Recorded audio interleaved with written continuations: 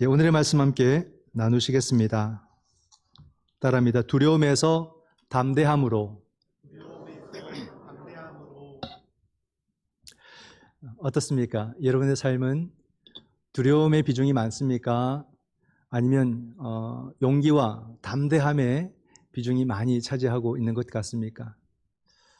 우리가 때때로 상황에 따라서 두려웠다가 또는 담대함을 가졌다가 그런 상황적인 것이 아니라 오늘 우리가 나누고자 하는 것은 우리 삶의 전반에 걸쳐서 우리를 두렵게 하는 그런 근본적인 요소들, 또한 이것을 이겨내는 담대함의 요소들, 이런 것을 우리가 신앙 안에서 묵상함으로써 언제나 담대할 수 있는, 언제나 담대해야 하는 우리들의 신앙의 모습을 함께 일깨워 보기를 원합니다.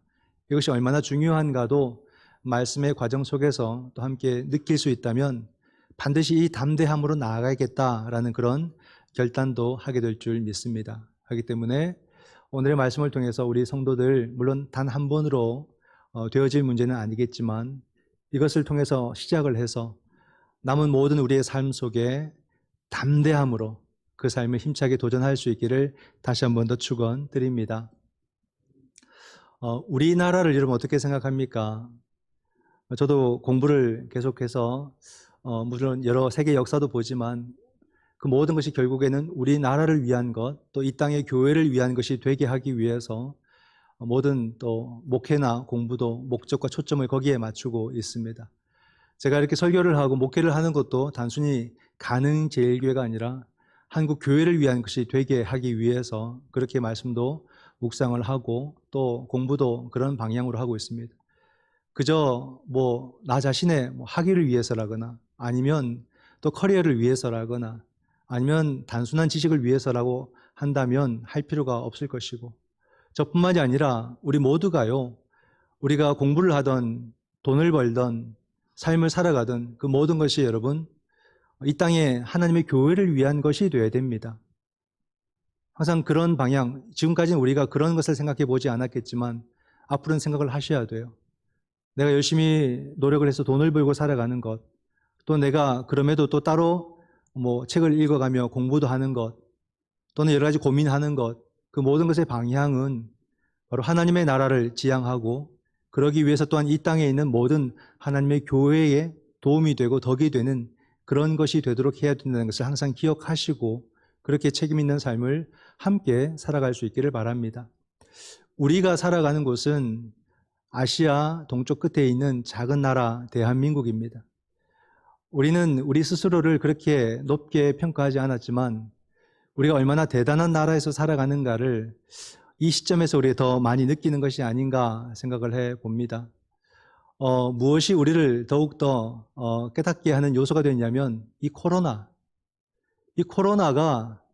어떤 영향을 줬냐면 제가 볼 때는 그래요. 단순히 그냥 질병 때문에 몇 명이 죽고 확진자가 얼마고 이런 문제보다도 이 코로나가 전 세계적으로 퍼지게 됐고 이로 인해서 전 세계가 영향을 받으면서 지금까지 우리가 높이 평가했던 값을 매겼던 것들은 대부분이 다 헛된 것으로 증명이 되고 도리어 우리가 하찮게 여겼던 것이 참 가치 있는 것으로 부각이 되는 그런 시간이 아니겠는가 생각이 듭니다. 우리가 헛된 것을 참 많이 오래 쫓아왔다. 대단하다 싶었던 것들이 대단하지 않은 것이라는 것이 판명이 되었고 도리어 감추어진 것이 멋있게 드러나는 그런 시간이 아니겠는가. 그런 것 중에 하나가 바로 뭐냐면 우리 대한민국. 참 대한민국이 얼마나 대단한 나라인가 이렇게 알게 되는 그런 시간입니다. 코로나로 인해서 전 세계가 도대체 대한민국이 어떤 나라야? 어떤 나라이기에 이토록 전부 다 대한민국 그렇게 이야기를 하는가? 모든 관심의 대상이 되고 말았습니다. 그래서 더 이상 대한민국은 이제 배울 나라가 별로 없는 것 같아요. 우리 스스로 개척하고 우리 스스로 도전해 가는 것이 도리어 전 세계에 방향을 제시하는 그런 모습이 되지 않았는가 자랑스럽습니다. 물론 우리 안에서는 우리가 직접 겪는 현실이기 때문에 장점보다 단점이 더 많이 보여서 뭐 그리 대단할까 이렇게 생각하지만 세계는 그렇게 보지 않습니다. 어찌 보면 하찮게 보았고 내려보았던 대한민국이 정말로 그들이 흉내낼 수 없는 그런 삶을 살고 있다는 것을 보게 되죠. 우리가 뭐 수치로 따지고 있는 것들 한번 볼까요? 1인당 국민소득이나 또는 이 작은 나라에서 우리는 오로지 수출로서 살아가는데 이 수출의 양이나 또는 뭐 남북이 대치한 상황 속에서 이 작은 땅 등을 이 군사력 문제, 이 작은 땅 안에 이 군사력 대단합니다. 군사력의 문제.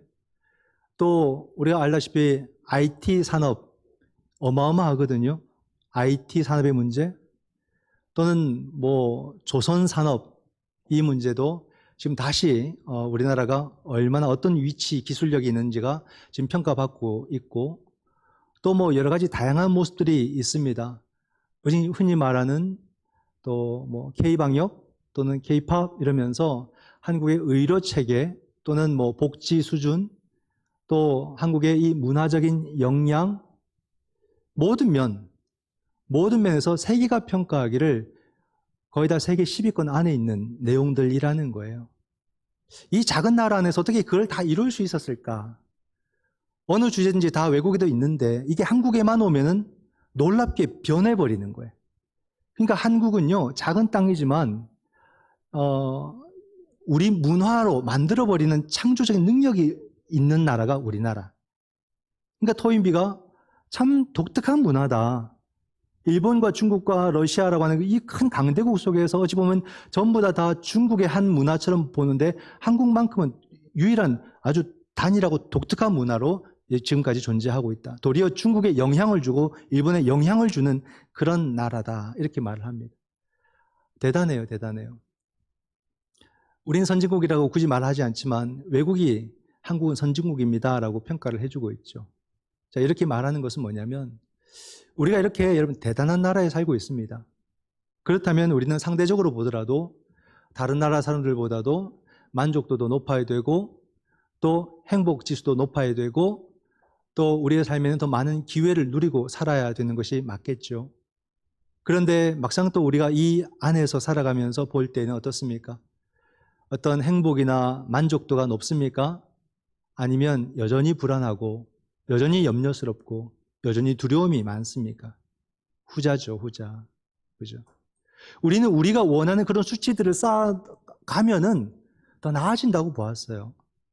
그러니까 우리가 뭐 인권이나 아니면 어떤 뭐 여러 가지 권리들이나 아니면 환경이나 다 우리가 제쳐두고 오로지 이 수치 쌓는데 달려왔잖아요. 그죠? 이것 때문에 얼마나 많은 사람이 죽었고 얼마나 많은 환경이 파괴됐습니까? 그러나 올려놨어요. 하지만 우린 여기서 만족을 못한다는 거예요. 우리가 원했던 행복을 못 누리고 있다는 거죠. 어찌 보면 두려움의 크기가 이만큼 더 커진 거예요. 그러므로 여러분 우리가 생각해 보면 우리가 노력해서 이런 염려의 문제, 두려움의 문제를 해결할 수 없다는 것이 증명된 거예요. 도리어. 10위권에 들어가든 뭐 G7에 들어가든 도리어 그것은 우리의 두려움과 염려의 크기가 더 커질 뿐이지 이것이 해소되는 것이 아니라는 것. 우리가 이 염려와 두려움의 문제를 해결하기 위해서 그렇게 더 노력한다면 그것은 도리어 더 깊은 수렁으로 빠지는 길이 된다는 것을 보여주는 것이 아니겠는가. 그렇게 생각이 듭니다. 그만큼 여러분 우리가 그렇게 될 수밖에 없는 이유가 뭐냐면 우리의 근본이 죄입니다. 죄. 그러니까 우리가 인간적인 노력으로 아무리 노력한다고 해서 죄가 만들어가는 이 요소에서 벗어나서 우린 더 나은 미래를 꿈꿀 수가 없다는 거예요. 거기서 답을 찾을 수가 없다는 거죠. 이 세계는 오늘만 그런 게 아닙니다. 과거도 그 바탕은 똑같고요. 발달된 오늘도 그렇고 더 발달된 미래도 사실 이게 똑같습니다. 이게 달라질 거라고 기대하는 것은 하나님 신앙이 아직 부족한 거예요. 성경이 말하고 있는 세상을 정확하게 꿰뚫고 있지 못하는 겁니다. 과거로 한번 돌아가 볼까요? 우리가 성경의 시대로 돌아가면 이 복음서가 기록되던 그 시기 속에서 어떤 세상이었을까? 바로 이 작은 유대 사회, 그러나 그 당시 온 세상을 지배하던 것은 로마 제국. 로마 제국은 엄청난 군사력과 또 탄탄한 이 법 질서와 또 강력한 이 정치 세계, 모든 것이 다 갖추어져 있는 그런 세계였습니다. 그런 가운데서 그 누구도 로마에 대해서 대항할 수도 없고 저항할 수 없는 그런 사회였고 누구라도 저항하게 되면 그것이 나라라면 한순간에 무너뜨려 버립니다. 로마는 항상 길을 닦았거든요. 그러니까 로마에 저항한 나라였으면 아주 준비도 하기 전에 다가가서 그 나라를 없애버리는 거죠. 이게 로마의 조력입니다. 또한 그 개인이 로마를 향해서 저항하고 반대할 때 어떻게 합니까? 그냥 십자가에 달아버립니다. 십자가가 그런 거예요. 끔찍하죠. 단순히 한 사람을 없애는 것이 아닙니다. 상징이죠. 누구든지 로마에 저항하면 이렇게 된다. 이걸 보는 게 얼마나 끔찍하겠습니까? 사람이 죽어가는 것. 바로 그 십자가 위에서 예수님께서 돌아가셨습니다. 끔찍하죠. 물론 예수님은 억울한 누명을 받고 십자가를 지시게 된 겁니다. 그런데 놀랍게도 그 예수님의 사람들, 예수라는 사람의 사람들, 그를 따르는 사람들은 뭐라고 말하냐면 그 예수가, 십자가에 죽으신 그 예수가 하나님의 아들이다. 이렇게 외치고 다닌다는 말입니다. 그건 어떤 뜻이 되냐면요. 로마가 어느 세계보다도 더 정돈된 법과 또 강력한 그 정치로 말미암아 정확하게 평가한 그 죄목에 대해서 그리스도인들은 반대한다 이 말입니다. 당신들이 틀렸어. 당신들이 잘못 해석했어. 이분은 죄가 없고 이분은 하나님의 아들입니다. 이렇게 말한다는 거죠.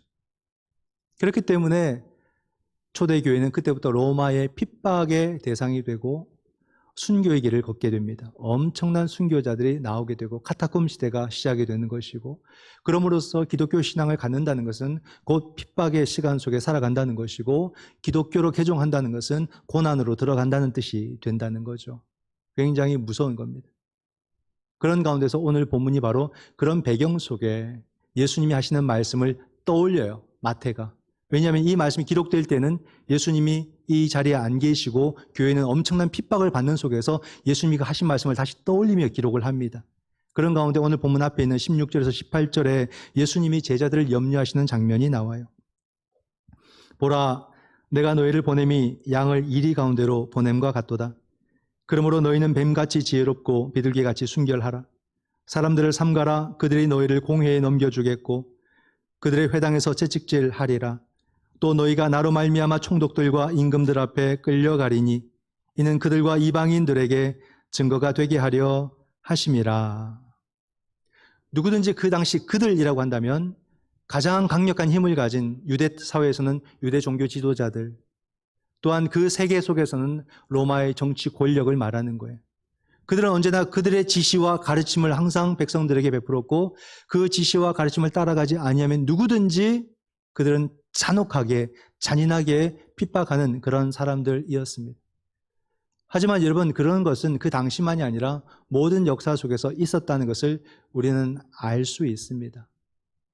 이 대한민국은 어떻습니까? 지금은 좋은 모습이라고 하지만 사실 그 내면을 이렇게 들여다보면은 좋지 않은 모습이 얼마나 많은지 몰라요. 우리의 가까운 역사도 보면요. 전 지금 우리가 일제시대 때를 좀 살펴보는 그런 시간을 갖고 있는데 그 이후 시간만 보더라도, 광복 이후를 보더라도요, 어떤 일들이 있냐면 우리가 대한제국에서 대한민국이 됩니다. 그죠? 민주공화국이 되는 거예요. 첫 정부를 수립하고 또 어떤 일들을 우리가 격리하면 참 우리나라 역사 속에서 쓰고 싶지 않은 역사를 쓴 겁니다. 바로 우리가 잘 아는 제주 4.3 사건, 그와 더불어 맞물려서 일어난 여순 사건, 이것들은 민족이 민족을 잔혹하게 죽이는 사건들이거든요.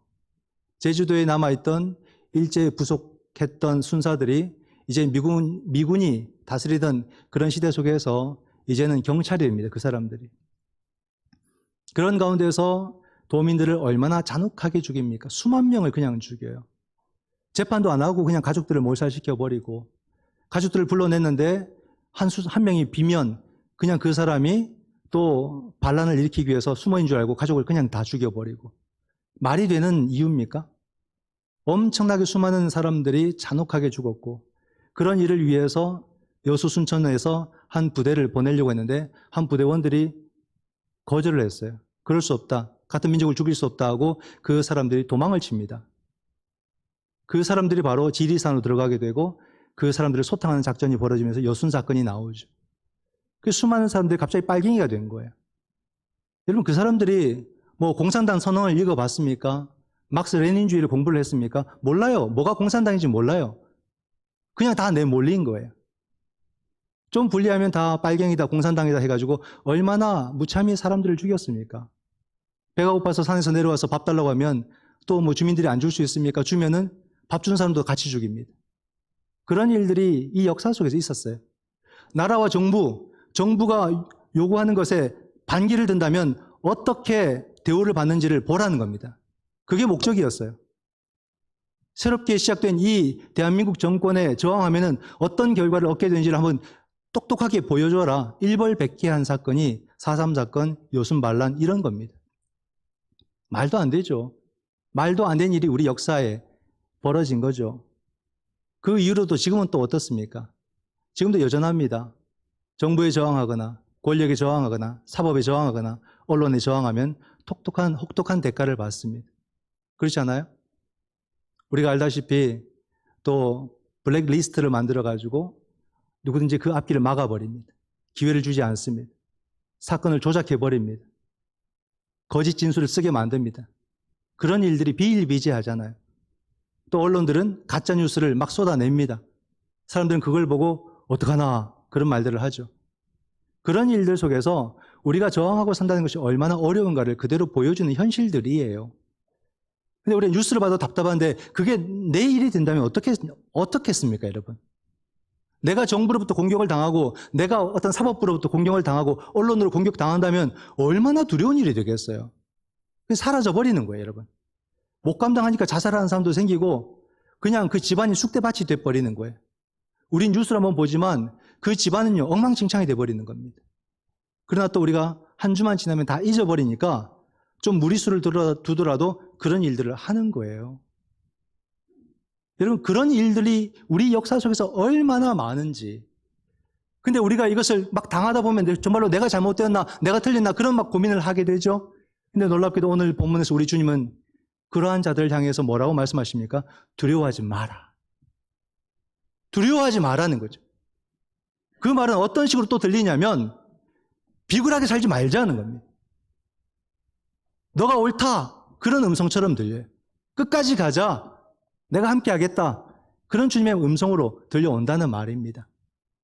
나는 비록 연약하지만 그럼에도 우리가 하나님 말씀 속에서 옳다고 생각하는 것들을 우리가 저항하고 이루면서 살아가는 것이 맞지 않겠느냐.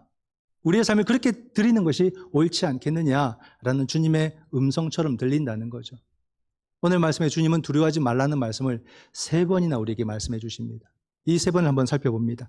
26절 말씀을 보면은 그런즉 그들을 두려워하지 말라. 감추인 것이 드러나지 않을 것이 없고 숨은 것이 알려지지 않을 것이 없느니라. 여러분, 언제 화가 제일 많이 나는 경우가 있겠습니까? 내가 오해받을 때, 그죠? 내 진심이 오해받을 때, 내가 알고 있는 이 사실이 사람들이 오해하거나 믿지 않을 때 참 속상하고 막 밤잠을 못 이루고 그럴 때가 많죠. 제자들에게 그런 일이 있었습니다. 뭐냐면 복음이 오해받는 거예요. 사실은 그럴 수 있었죠. 왜냐하면 십자가 사건이 충분히 무르익어서 모두가 다 이 십자가의 의미를 아는 게 아니니까 많은 사람들은 오해를 하는 겁니다. 정말로 십자가와 메시아를 연결시켜서 볼 수 있느냐, 이 문제가 있는 거죠. 유대인들이 질문을 합니다. 뭐라고 질문을 하냐면 당신들이 예수를 메시아라고 하는데 그 근거가 뭐냐? 근거가 뭐냐?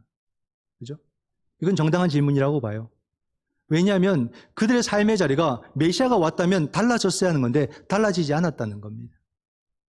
메시아는 구원자거든요. 구원자. 근데 여전히 로마가 짓밟고 있고 또 짓밟히는 그 민초들의 삶의 자리를 들여다보니까 그 연약한 백성들이라고 하는데 자기들끼리도 속고 속이는 그런 삶을 그냥 여전히 살고 있으니까 메시아가 왔다 갔다고 했는데 뭐가 달라졌느냐? 당신들이 예수를 메시아라고 한다면 그 근거가 뭐냐? 그렇게 질문을 한다는 거예요. 여러분, 늘 시대는 우리에게 왜 예수가 구원자냐고 그렇게 질문을 합니다. 우리는 그 질문에 답변을 해야 돼요. 근데 그냥 지식을 답변할 수 없는 것이 바로 이런 삶의 이야기와 현상을 가지고 질문을 하기 때문에 여기에 맞게 답변을 해야 된다는 거죠. 이 답변이 어려워요. 그러니까 우리가 끊임없이 복음을 오늘의 복음으로 이해내지 못한다면, 해석해내지 못한다면 세상의 질문에 대해서 우리는 답변을 못한다 이 말입니다. 오늘 우리가 그리스도의 제자로 살아간다면 우리 모두에게 주어진 책임은 뭐냐면 누구든지 예수가 메시아임을 물을 때 우리는 답변을 할 줄 알아야 돼요.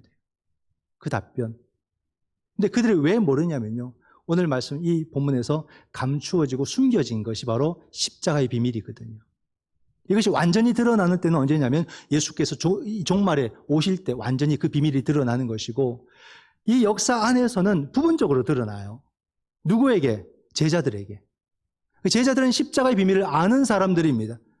그렇기 때문에 우리가 할 일은 뭐냐면, 오늘 우리는 우리 시대 속에서 10년 전의 복음이 아니라 오늘 지금의 복음으로서 예수가 생명됨을, 십자가가 생명의 사건임을 우리는 해석해내야 되고, 이것을 우리가 증거하는 것이 우리들의 사명이거든요. 예수님의 십자가가 생명이 된다는 것이 왜 중요하냐면, 그 십자가를 생명사건으로, 죄와 사망에서 해방되는 사건으로 경험하게 될 때에 드디어 우리는 이 두려움과 염려에서 벗어나게 돼요. 용기와 담대함을 거기서 얻게 되는 거예요. 우리가 갑자기 용기 내는 것은요, 한번 해보자, 이게 아니에요. 십자가를 믿음으로 경험하게 될 때 우리에게 용기가 나오는 거예요. 믿으시기 바랍니다. 주님을 현재적으로 경험할 때 우리는 담대해질 수 있는 거죠. 그 담대함의 근거가 우리에게 있는 게 아니라 이 말입니다. 예수님을 살아있는 하나님으로 경험하게 될 때 우리는 그제서야 담대하게 행동할 수 있어요. 그 어떤 것도 두려워하지 않게 된다 이 말입니다. 신앙이 추상화될 수 없는 이유가 거기에 있어요. 항상 지금의 신앙이 되어야 되고, 현재적 신앙이 되어야 되고, 현재적 부름이, 그 부름 속에서 응답하는 것이 우리들의 신앙이라는 사실을 알아야 됩니다. 또한 주님께서 두려워하지 말라라고 말씀하시는데 28절에 나옵니다. 몸은 죽여도 영혼은 능히 죽이지 못하는 자들을 두려워하지 말고 오직 몸과 영혼을 능히 지옥에 멸할 수 있는 일을 두려워하라. 이 말씀은 우리 해석해 보면 사람 두려워하지 말고 하나님 두려워해라, 이 말씀이겠죠. 근데 앞에 보면 몸과 영혼이라는 이 두 단어가 나옵니다. 이게 좀 우리가 혼돈될 수 있는 건데, 사람을 구성하는 요소로 말하는 게 아니에요. 그죠? 성경은 인간을 통전적으로 본다고 했잖아요. 이게 두 가지가 합쳐진 이런 존재가 아니라는 거죠. 이건 우리가 동양적 사상이나 서구적인 어떤 그런 다른 철학 사상, 이념 사상에서만 볼 수 있는 거지, 기독교 신앙에서는 이것이 아닙니다. 하나로 보는 겁니다. 근데 몸과 영혼을 나눈 것은 뭐냐면, 사도 바울이 몸과 영혼이라고 말했을 때는 하나님을 구하지 않는 하나님 밖에 있는 존재를 사도 바울은 육이라고 표현을 했고요. 하나님 안에 있는 존재, 성령의 존재를 영이라고 표현을 한 것입니다. 이렇게 구분되는 거예요. 여기서 말하는 몸이라는 것은 뭐냐면, 우리가 육신으로 이루며 살아가는 우리의 삶의 환경과 지위와 우리가 가진 것들을 바로 몸의 요소라고 말합니다. 이것은 나보다 상대적으로 더 능력이 있거나 더 가진 자에 의해서 빼앗길 수 있는 것이라고, 몸을 죽일 수 있는 것, 이렇게 표현을 하는 겁니다. 그러나 그 사람들이 빼앗을 수 없는 영의 요소는 뭐냐면, 하나님에 의해서 만들어진 내 삶의 요소는 그 누구도 빼앗아갈 수 없는 것이 된다고 말을 하는 거예요. 그러니까 우리가 우리 삶 속에서 흔들리지 아니하는 요소는 뭐냐면, 내가 몸으로 있는 요소가 아니라 하나님에 의해서 우리가 얻고 누리는 그 삶의 요소가 흔들리지 않는 요소라 이 말이죠. 근데 우리가 많은 것을 가졌다고 하지만요, 이것은 누구든지 빼앗아갈 수 있는 것들이에요. 그러나 하나님이 내게 허락하신 이 믿음의 삶의 자리는요, 그 누구도 흔들 수도 없고 침범할 수도 없고 빼앗아갈 수 없는 자리라 이 말입니다. 그러니까 우리가 무엇을 더 넓혀가고 무엇을 더 확장해 가야 되는가는 분명한 거죠. 신앙의 지경을 넓혀가야 되는 거예요. 이것이 흔들리지 않는 세계거든요. 몸으로 만들어가는 요소는 흔들리는 터전이에요. 언제든지 무너질 수 있고 빼앗길 수 있는 요소. 이것이 중요하지 않다는 것이 아니라 이것이 어디 위에 세워져야 될 것인가? 신앙의 터전 위에 세워져야만 한다라는 말입니다. 이게 참 중요하죠. 세상에는 갑질이라는 게 있어요. 갑질 얘기하면 제가 자꾸 뜨끔뜨끔해요. 부목사님이 뒤에 있어가지고. 담임 목사 제가 갑질하는 게 나는 모르는데 혼자서 많이 느끼고 있는 게 아닐까 싶어서 조심스러워요. 저는 해석의 차이라고 봐요. 나는 꼭 갑질 아니었는데 본인이 그렇게 해석을 했을 수는 있겠지만, 시간이 부족했거나 제가 영향이 부족했거나 할 때 뭐 좀 더 맡기고 뭐 이렇게 하는 요소를 오해하면 갑질이라 할 것이고, 그죠? 언제든지 얘기해 주면 돼요. 제 방에 찾아오시면 됩니다. 근데 여러분, 세상에는요, 권력을 가졌거나 돈을 가지면 이상하게 사람들은 갑질이라는 걸 하게 되는 것 같아요. 나는 안 그렇다 그럴 것 같아도 정말로 내게 돈이 많아지거나 사회적인 어떤 그런 큰 지위를 얻으면요, 괜히 몸에 힘들어가고 사람들 앞에서 이렇게 좀 이렇게 멋있게 보이고 싶고, 이것도 다 갑질로 가는 방향인 것 같아요. 그래서 나보다 못하면 좀 쉽게 표현하고 쉽게 대답하고 쉽게 행동하는 우리들의 모습을 보게 되는 거죠. 그래서 그런 걸 우리가 당하게 되면요, 몹시 기분이 안 좋아요. 몹시 화가 나기도 하고 어떨 땐 두려워요. 근데 그것이 항상 부정적인 것만 있는 것은 아닌 것 같아요. 우리가 그런 것을 경험하게 되면 무엇을 떠올리냐면, 내 기반이 이토록 약한 것이구나. 그러므로 우리가 무엇에 더 집중해야 되는지를 알게 되는 거예요. 그게 바로 하나님 신앙이라는 거죠. 내가 내 남은 삶을 살아가면서 흔들리지 않기 위해서는 내가 하나님 신앙에 집중함으로써 내 삶을 세워나간다면 이런 것들로 인해서 내가 두려워하거나 염려하거나 흔들리지 않게 그렇게 살 수 있겠다. 그런 생각이 더 들게 되는 것입니다. 그런 삶 속에서 하나님 경험을 하게 되면 정말로 두려움이 쪽 빠지게 되고 우리 삶 속에 용기와 담대함이라는 것이 갑자기 그 신앙에서 나오는 거예요. 신앙이 주는 담대함. 더 이상 사람이 두려운 존재가 전혀 아니라는 것을 체감합니다. 체감. 옛날에는 교회 막 국회의원 오면 대단해 보이고 또 큰 기업인들이 오면 대단해 보이고 사실 그런 게 있었거든요. 근데 이젠 전혀 그런 게 없어요. 전혀 그런 게 없어요. 사람 자체가 커 보이지 않습니다. 이 신앙의 세계가 주는 담대함이 아닐까. 보세요, 여러분. 역사 속에서도요, 종교개혁의 가장 그 앞에 있었던 마틴 루터라는 분을 한번 생각해 보세요. 참 연약한 사람이었어요. 한 사람, 연약한 사람.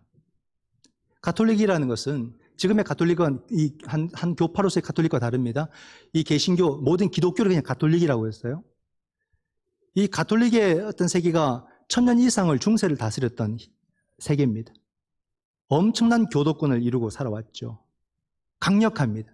근데 그런 교도권 앞에서 한 개인의 신부가 맞선다는 것은요, 계란으로 바위치는 흉내도 못 내는 정도입니다. 근데 어떻게 루터가 그렇게 할 수 있을까?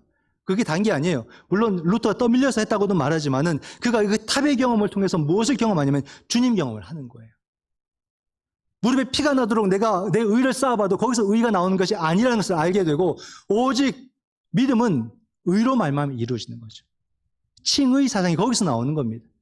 로마서가 말하는 그 비밀을 드디어 깨닫게 되고 예수 그리스도를 경험을 통해서 그는 종교개혁의 선두주자로 나서게 되는 것이고 그 종교개혁이 역사의 여러분 전환점이 됩니다.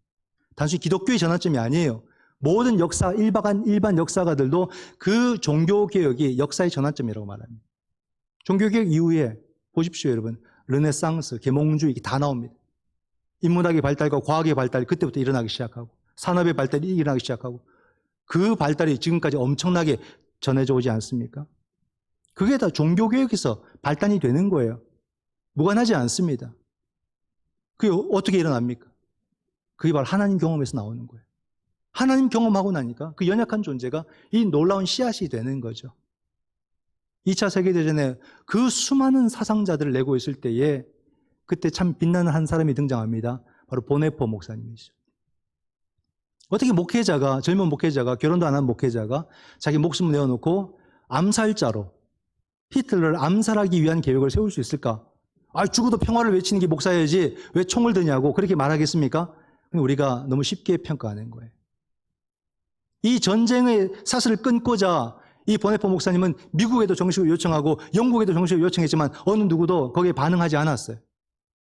이 시간이 더 갈수록 더 많은 생명들이 무참히 죽어가기 때문에 누구도 반응하지 않는다면 나라도 나가겠다 하고 도전한 게 여러분 바로 그 히틀러 암살 계획이었어요. 근데 목사가 뭘 하겠습니까? 바로 잡히죠. 그도 사랑하는 사람이 있었고 죽음이 두려웠고 그럼에도 벌벌 떨면서도 그 감옥 안에서도 그는 글을 쓰고 시를 쓰면서 그 마지막 시간을 보냅니다. 용기 달라고 주여. 주님 경험 속에서 그런 결단들을 하게 됩니다. 그 결단이 여러분 아무리 열매가 없을 것 같아요? 아니에요, 여러분. 지금의 독일 교회가 독일 교회 된 것은 그 속에서 저항했던 한 목사가 있었기 때문에 가능한 거예요. 어느 누구도 저항하지 않았다면 지금 이 시대에 와서 교회는 아무 말도 못할 겁니다. 다 침묵을 했거든요. 저항을 했기 때문에 지금 교회가 교회로서 그 말을 내세울 수 있는 거예요. 설교를 할 수 있는 겁니다. 한국교회 역사도 초기에 보면 순교의 역사예요. 순전한 순교의 역사.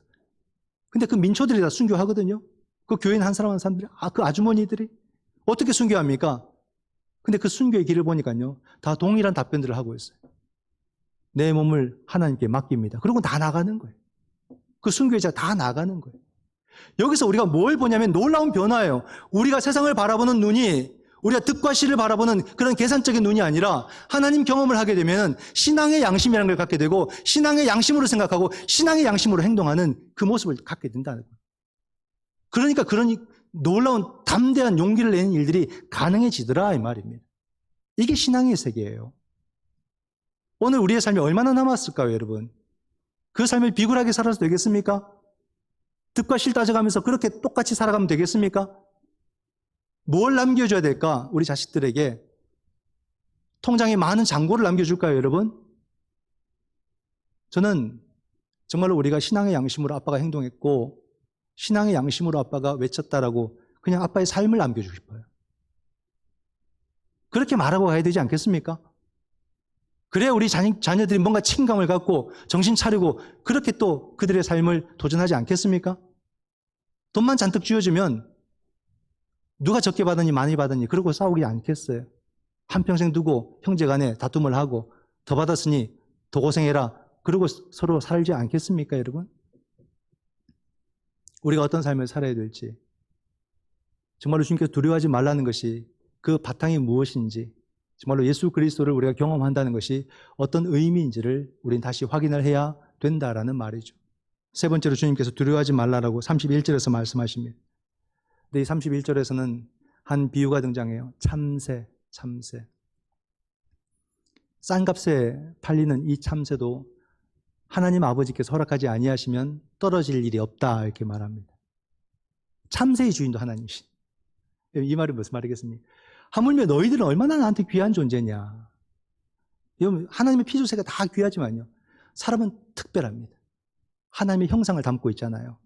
하나하나 다. 너희들은 내가 머리카락도 내가 헤아린 바 될 정도로 나에게 소중하다. 하나님이 그렇게 말씀하십니다. 이게 무슨 뜻이냐면요. 다 너희들은 나의 보호와 나의 돌봄과 나의 인도함 속에 있다 이 말이에요. 근데 반면 우리가 생각해보면 우리가 막 두려워하고 염려하는 것이 여러분 그 바탕이 어딜까요? 자기 자신이에요.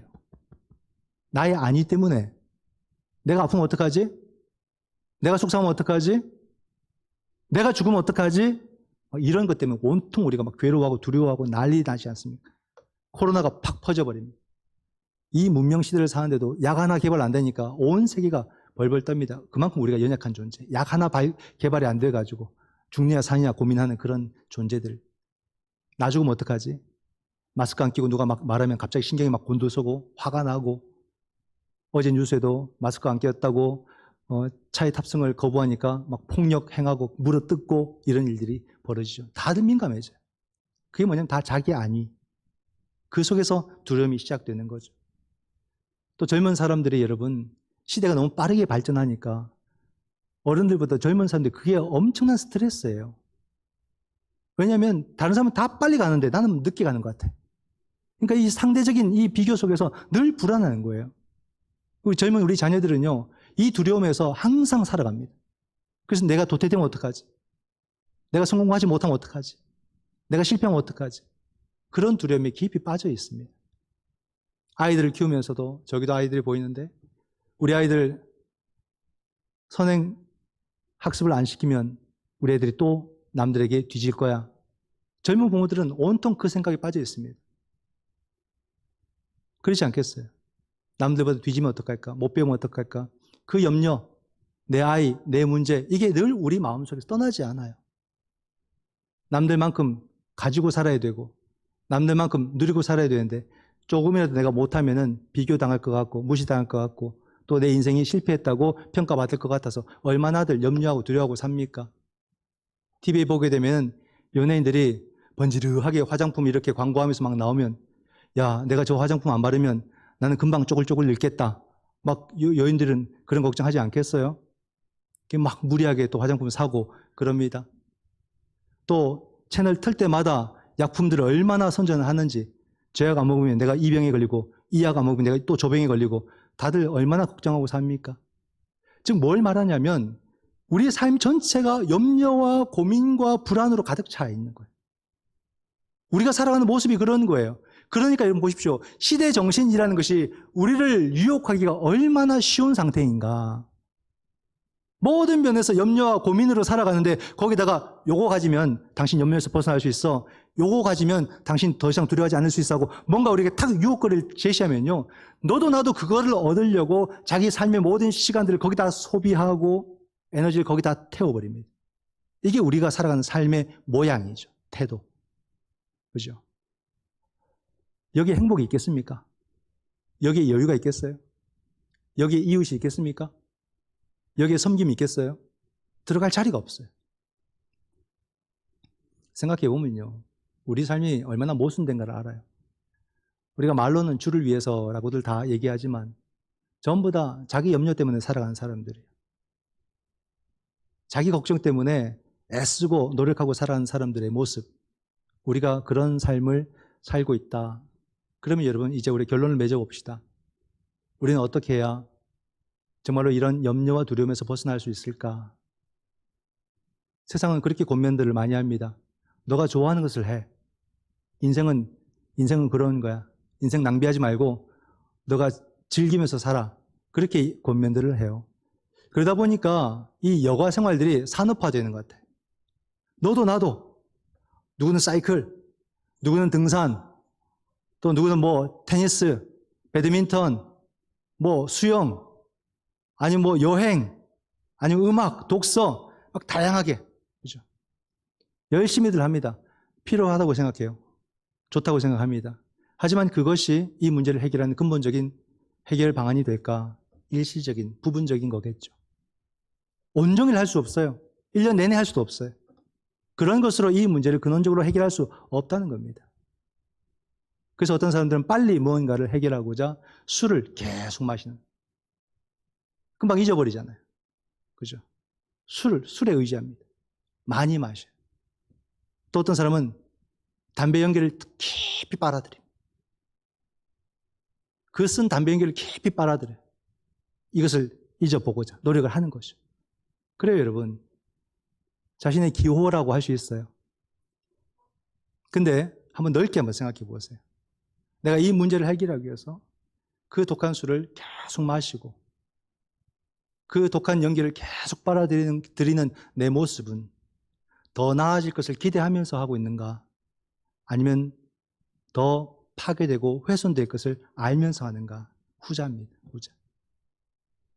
우리가 그렇게 나를 던지는 것도 뭔가 잘 될 것이라는 기대가 아니라 안 될 줄 알면서 그냥 그렇게 맡기는 게 연약한 우리들의 한계죠. 이게 우리들의 한계. 다시 질문해요. 어떻게 우리는 이 염려와 이 두려움에서 정말로 벗어날 수 있을까? 여러분, 우리가 복음이 아니어도 내 삶에 이런 나를 두렵게 하는 요소들을 갖고 끊임없이 질문하면요. 어디로 가냐면 이리 가게 돼 있어요. 다양한 환경 속에서, 다양한 두려움 속에서 끊임없이 벗어나고자 하는 그 질문들을 자꾸 하다 보면 전부 다 이리 오게 돼 있어요. 그 답이 뭡니까? 그게 바로 여러분, 하나님 경험이에요. 하나님 경험. 이 두려움에는 이 답이 있고 저 염려에는 저 답이 있는 게 아니에요, 여러분. 우리 삶 속에 있는 그 수많은 염려와 그 두려움의 해결을 하는 가장 유일한 길은 바로 하나님을 경험하는 것밖에 없다라고 말해주고 있는 겁니다. 왜냐하면 하나님만이 내 생명의 주인이시고 하나님이 내 생명을 이끌어가고 계시고 하나님이 내 생명을 완성하실 분이기 때문에 내 생명과 연결된 모든 사건들과 환경들과 어려움과 두려움들은 전부 다 하나님 안에서만 해결된다 이 말이에요. 다른 답을 자꾸 희끗 넘겨보지 마세요, 여러분. 거긴 답이 없단 말이에요. 하나님 안에서만 그 답을 찾을 수 있다라고 성경은 말해주고 있잖아요. 고리타분한 이야기일까요, 여러분? 아니에요. 우리가 이 말씀이 말해주는 것을 실질적으로 경험하지 못하기 때문에 이게 와닿지 않는 거예요. 성경이 우리에게 정확한 답변을 주고 있는 거예요. 하나님 경험이 뭘까? 저는 비유를 든다면 아기가 어미 품에 안겨져 있는 상태라고 봐요. 제일 편안한 상태, 제일 무장이 해제된 상태가 어미 품에 안겨 있는 아기의 모습. 아기를 놓으면은 저희 교회 처음 오면은 이렇게 왔다고 저한테 메모가 올라와요. 그러면 광고 시간에 그 아기를 부모와 함께 부릅니다. 그럼 이렇게 쭉 와서 제가 내려가서 아기를 안아요. 안아서 이렇게 올라와서 이렇게 기도하죠. 그죠? 막 축복 기도를 합니다. 근데 제가 느껴져요. 아이의 몸에 힘이 들어간다는 거. 이 아이가 힘주고 있구나.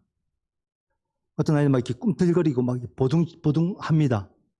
어떤 아이는 갑자기 얼굴에 인상이 안 좋아지기 시작해요. 그럼 제가 긴장합니다. 빨리 기도해야지. 기도를 빨리 마쳐야지. 어떤 아이는 기도 시작도 하기 전에 울어버려요. 그럼 진땀 흘리면서 기도합니다. 그리고 이제 내려다가 그 어미 품에 아기를 탁 넘겨주는 그 순간 모든 게 다 끝나버려요. 그 아이의 복잡한 모습이 한순간에 다 해결돼 버립니다.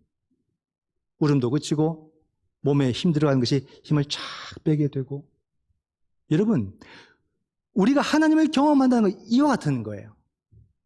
하나님을 경험하게 될 때 우리 삶 속에서 우리가 가졌던 그 모든 긴장감을 다 놓게 되는 거예요. 온전한 평안으로 들어가게 되는 거예요. 그 속에서 여러분 진짜 참된 삶의 능력이 거기서 나오는 거예요. 힘이 들어가 있으면 능력이 안 나와요. 하나님 품에서 하나님을 아버지로, 하나님을 어머니로 내가 경험하는 그 순간들이 없습니까? 있잖아요. 정말로 내가 주 품에 내가 안기게 될 때 진정한 자유와 평안을 거기서 누리게 되고 거기서 능력이 나와요. 담대함이 나오는 거예요. 이런 하나님 경험이 없으면 맨날 떼쓰는 그런 신앙, 하나님께 떼쓰는 신앙으로 사는 거죠. 우리에게 이런 경험이 있습니까?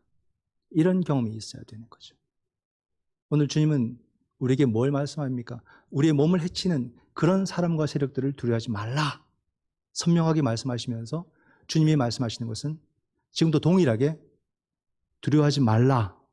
너는 내 안에서 두려워하지 말라. 이렇게 말씀해 주십니다. 그 말은 내가 두려워하지 않으면 되겠구나. 그 말이 아니에요, 여러분. 나에게 두려워하지 말라고 말하신 분이 우리 주 예수 그리스도이시기 때문에 그분이 내 모든 두려움의 요소 속에서 나를 지켜주겠다라는 약속이란 말입니다. 그분이 지켜주겠다고 두려워하지 말라는 거예요. 내가 대단한 사람이어서가 아니라. 그렇기 때문에 우리가 두려움으로 살아가는 것은 주 안에서의 삶의 자세가 아닌 거예요. 지금 나를 두렵게 하는 것이 무엇인지, 지금 나를 염려짓게 하는 것이 무엇인지 한번 생각해 보세요. 그것이 아무리 두렵고 염려스러워도 절대 나를 무너뜨리지 못하며 하나님이 내게 허락하신 이 아름다운 믿음의 삶을 빼앗을 수 없음을 믿으시기 바랍니다. 그러므로 우리는 정말로 주님 경험이 내 삶에 얼마나 소중한 것인가를 다시 한번 더 깨닫고 주님을 깊이 경험하게 될 때 내게 있는 모든 두려움의 요소가 싹 빠지게 되고 그리고 우리는 그 안에서 참된 평안을 누릴 때 비로소 담대함과 힘이 그 안에서 나타나게 되고 그것이 꼭 필요한 이유가 바로 두려움 가운데 있는 모든 사람들에게 담대함을 전하고 예수 그리스도께로 인도하는 거룩한 사명이 우리 모두에게 있기 때문입니다. 주 안에서 여러분들 평안하시고 두려움을 넘어서서 담대하게 그 삶을 도전하는 복된 예수 그리스도의 제자가 되시기를 주님의 이름으로 축원드립니다. 기도하겠습니다.